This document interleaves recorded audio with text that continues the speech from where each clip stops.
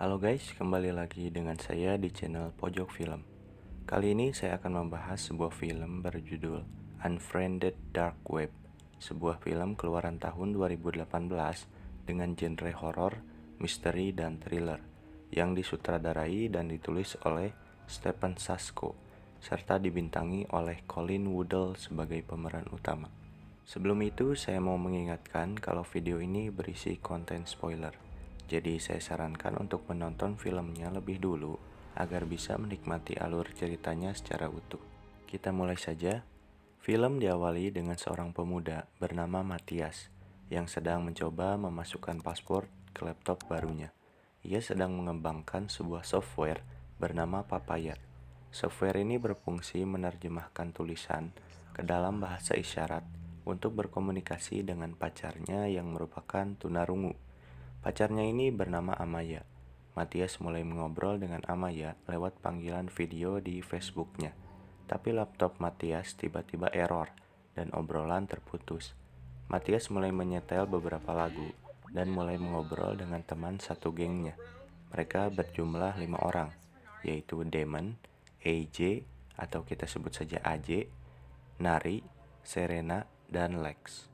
Tiba-tiba perhatian Matias teralihkan oleh notifikasi yang masuk ke akun Facebook pemilik laptop sebelumnya. Pemilik laptop sebelumnya memiliki akun Facebook bernama Norah C4. Ada beberapa orang yang mengirim pesan pada akun tersebut, tapi Matias tidak terlalu menghiraukannya. Kemudian Matias mengecek memori penyimpanan laptopnya yang mulai penuh. Setelah konsultasi pada temannya bilang jika ada folder yang tersembunyi atau disable yang membuat penyimpanan laptop penuh. Matias berhasil membuka folder tersembunyi itu dengan sebuah software dan di dalamnya ada beberapa file, termasuk kumpulan video. Matias membukanya secara random. Video itu hanya berisi seperti rekaman aktivitas, rekaman CCTV, dan video random seorang pria yang sedang menari. Matias mencoba menghubungi kembali Amaya. Ia mengirim beberapa pesan untuk mengajak Amaya mengobrol. Mereka melakukan panggilan video lagi, dan Matias mencoba mengobrol lewat bahasa isyarat, berharap Amaya mengerti. Tapi tiba-tiba ia teralihkan oleh notifikasi pesan yang masuk ke akun Facebook pemilik laptop sebelumnya, yaitu Norah C4.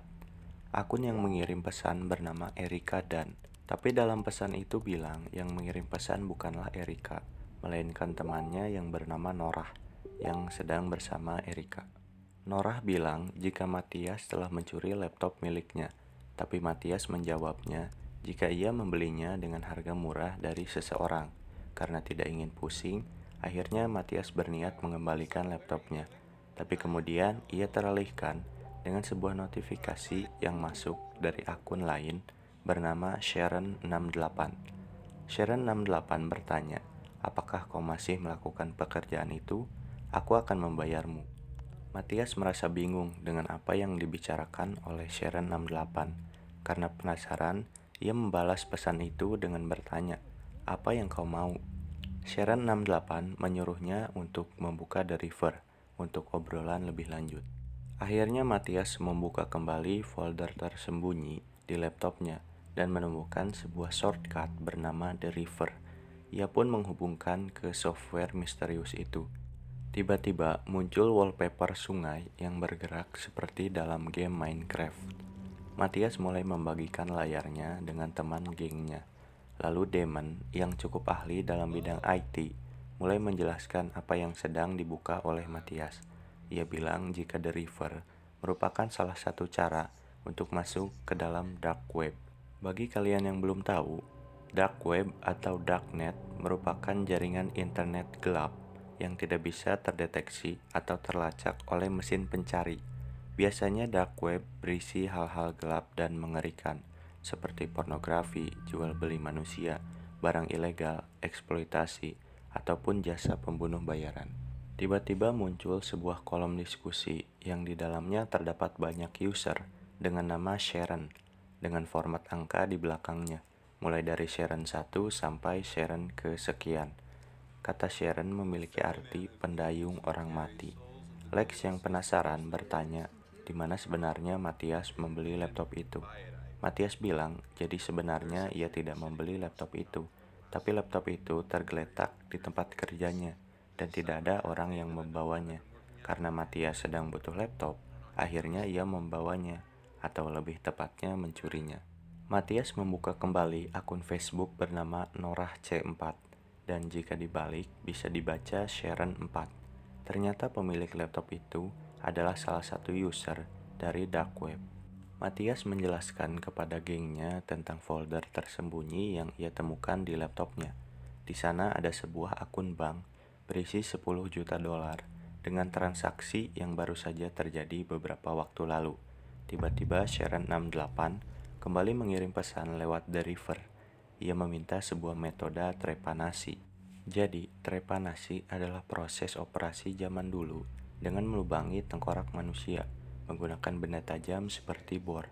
Kemudian Sharon 68 bilang akan membayar lebih jika bisa memasukkan benda hidup ke dalam tengkorak itu. Matias dan gengnya tentu saja terkejut melihat itu dan segera mengeluarkan The River. Dari sini perasaan mereka mulai tidak enak.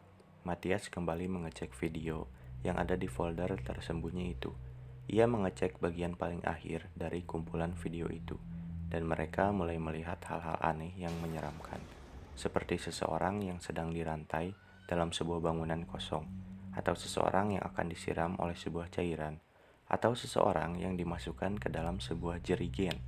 Di sana juga ada sebuah video rekaman CCTV dari kamar seorang gadis, dan tiba-tiba masuk seorang pria misterius yang akan menculiknya. Dan pria itu tersenyum ke arah kamera CCTV. Tiba-tiba ada panggilan video yang masuk dari Amaya. Matias mengangkatnya, tapi di sana hanya ada temannya Amaya yang bernama Kelly, yang baru saja tiba. Saat Matias menanyakan Amaya, tiba-tiba layar menjadi hitam, dan setelah layar kembali menyala, sudah ada pria yang berdiri di belakang Kelly, dan langsung menyekapnya dan membawanya keluar. Sementara Amaya masih berada di kamar mandi. Pria itu kembali masuk. Ia bilang ia bisa tahu apa yang dilihat maupun didengar oleh Matias dan gengnya. Jika mereka membocorkannya ke polisi, pria itu mengancam akan membunuh Amaya. Kemudian pria itu meminta untuk menukar laptop miliknya dengan Amaya. Jadi pria ini adalah pemilik laptop, sekaligus pemilik akun Facebook bernama Norah C4. Kita sebut saja Norah. Matias kembali membuka panggilan video dengan gengnya. Setelah melihat beberapa kejanggalan dalam video yang ia lihat, Nari berencana untuk melaporkan hal tersebut pada pihak kepolisian. Tentu saja Matias tidak membolehkan itu, karena Amaya bisa dibunuh. Akhirnya Matias terpaksa berbohong, jika semua itu hanyalah sebuah permainan yang ia buat, atau bisa disebut sebuah prank. Singkat cerita, teman-temannya pun merasa sedikit lega dan percaya padanya. Tiba-tiba Lex ditelepon oleh ibunya, dan Lex beranjak pergi tanpa keluar dari panggilan video itu. Kemudian Matias teringat dengan video penculikan seorang gadis yang ia lihat sebelumnya. Ia pun mencari berita orang hilang di internet. Di sana ia menemukan seorang gadis berusia 17 tahun yang baru saja hilang beberapa hari lalu, bernama Erika Dan. Ia mengecek profil Facebook Erika, dan Matias baru sadar jika akun Facebook Erika sebelumnya pernah mengirim pesan kepadanya dan mengaku sebagai temannya Erika.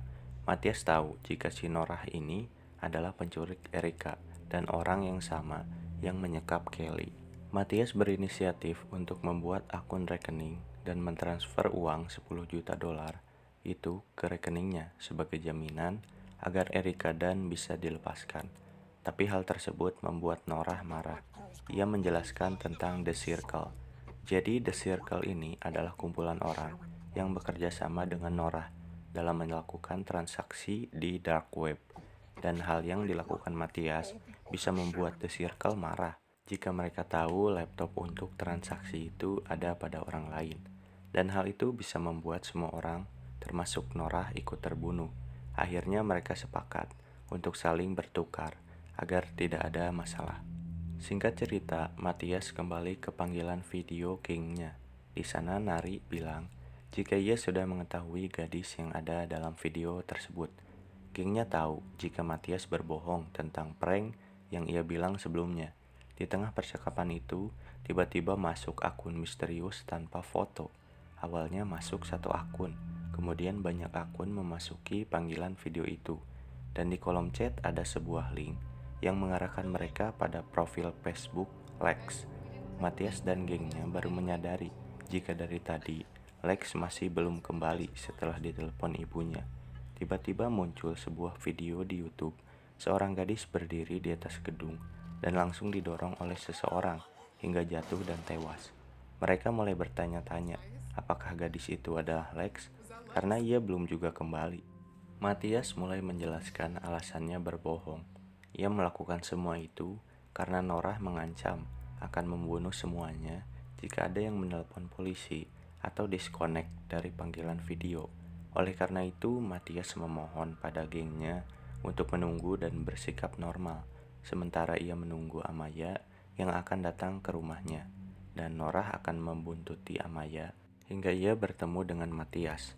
Baru setelah itu, Matias akan memberikan kembali laptopnya kepada Norah, sesuai kesepakatan awal. Mereka pun kembali bersikap normal. Sementara itu, Amaya terjebak di kereta karena listriknya padam. Matias meminta mereka menunggu lebih lama untuk Amaya. Tapi Nari yang merasa harus bertindak, menyelinap pergi keluar menuju stasiun kereta untuk menjemput Amaya. Tiba-tiba panggilan video dimasuki kembali oleh The Circle. Mereka menayangkan beberapa kumpulan video AJ yang ada di YouTube dan mengeditnya menjadi sebuah kalimat utuh, seolah-olah AJ akan melakukan pengeboman ke sebuah mall di pusat kota. The Circle menelpon 911 dan memutar video itu seolah AJ menyatakan sebuah penyerangan. Sekitar 2 menit kemudian, polisi datang ke rumah AJ untuk menyergapnya. AJ tidak berdaya dan berjalan perlahan untuk menyerahkan diri. Tapi The Circle menghack komputer dan speaker AJ, seolah-olah AJ mengeluarkan senjata. Akhirnya ia tertembak dan mati. Satu persatu dari mereka mulai diteror. Dalam panggilan itu tersisa 3 orang, yaitu Matias, Damon, dan Serena, yang tentu saja sangat kebingungan harus melakukan apa. The Circle yang mengetahui Nari meninggalkan panggilan video, melanjutkan terornya kepada Serena. Mereka menayangkan profil Serena. Sedikit info bahwa Nari dan Serena adalah sepasang kekasih. Ya, kalian tahulah. Lanjut, The Circle mulai menampilkan video dari orang-orang terdekat Serena. Di sana ada Nari yang sedang menunggu Amaya di stasiun bawah tanah. Kemudian video lainnya adalah ibu Serena yang sedang terbaring di kamar rumah sakit. The Circle mulai menyuruh Serena untuk memilih siapa yang harus mati. Serena mulai menangis dan memohon, sementara waktu terus berjalan mundur, dan akhirnya Serena tidak memilih. Ibunya meninggal karena alat penunjang hidupnya mati. Kemudian Nari yang sedang menunggu Amaya di stasiun didorong oleh seseorang hingga tertabrak kereta. Setelah itu, tiba-tiba di belakang Serena sudah ada orang yang dikirim untuk membunuhnya. Ia pun tewas seketika. Dalam panggilan video, tersisa Matias dan Damon. Matias mencoba berbicara pada Amaya jika ia akan segera menjemputnya. Matias segera mengambil sepedanya dan bergegas pergi tanpa menutup panggilan video. Tersisa Damon dalam panggilan video itu. Damon yang cukup mengerti tentang IT mulai mengunduh video dari folder tersembunyi itu dan membackup semua data dan barang bukti untuk ia laporkan. Damon mengancam The Circle jika mereka akan berakhir. Tiba-tiba komputer Matias dihack oleh The Circle. Mereka memperlihatkan software Photoshop dan mulai mengedit foto penculik Erika Dan. Mereka mengganti wajahnya dengan wajah Matias. Setelah itu datang seseorang yang masuk ke rumah Matias membawa gadis dan menaruhnya di dalam lemari. Gadis itu adalah Erika Dan. Damon segera memberitahu Matias yang sedang menuju ke stasiun. Damon bilang semua ini sudah direncanakan sejak awal. Penculik yang bernama Norah itu sengaja meninggalkan laptopnya untuk dibawa. Jadi dari awal mereka sudah masuk dalam permainan dark web ini. Mereka membuat Matias dan gengnya seolah-olah melakukan semua kejahatan yang ada dalam video itu, termasuk menculik Erika Dan. Tiba-tiba panggilan Damon terputus. Amaya kembali menelpon Matias. Ia bilang ia sudah ada di dalam gedung. Matias bingung karena tidak pernah menyuruh Amaya pergi ke dalam gedung. Ternyata software Papaya yang dibuat oleh Matias dihack oleh The Circle untuk menuntun Amaya masuk ke dalam gedung tersebut. Matias mencoba mencegah Amaya, tapi tidak berhasil. Dalam video terlihat Amaya memasuki gedung tersebut dan akhirnya tewas dibunuh. Panggilan Amaya terputus. Panggilan Damon kembali tersambung. Di rumah Damon sudah ada salah satu pria yang dikirim oleh The Circle. Ia menarik tali dari balik sebuah pintu dan leher Damon sudah terikat pada tali itu. Ketika tali ditarik, Damon semakin terangkat, menggantung, dan ia pun akhirnya meninggal. Setelah itu, tinggal Matias yang tersisa. Ia masih terhubung ke panggilan video tersebut. Tiba-tiba muncul sebuah jendela voting suara yang bertanya apakah Matias harus hidup atau tidak. Waktu berjalan mundur hingga berakhir, dan keseluruhan suara menyatakan tidak, yang artinya Matias harus mati.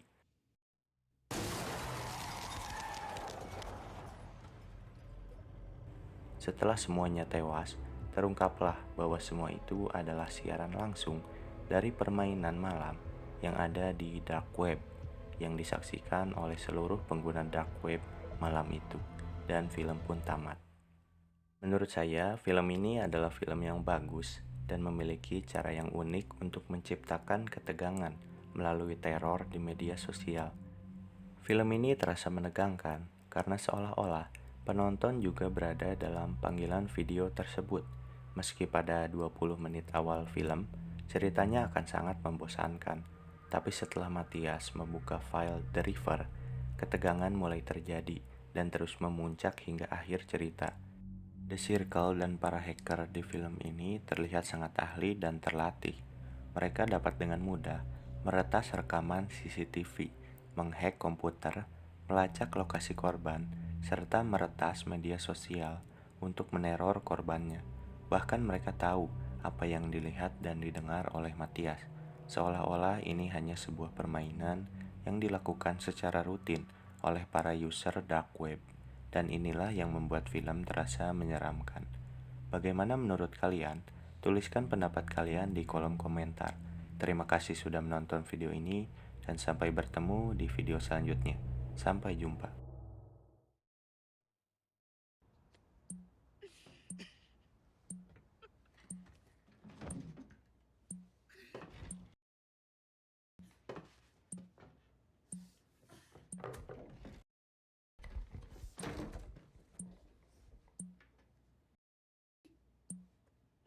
I'm Erica Dunn.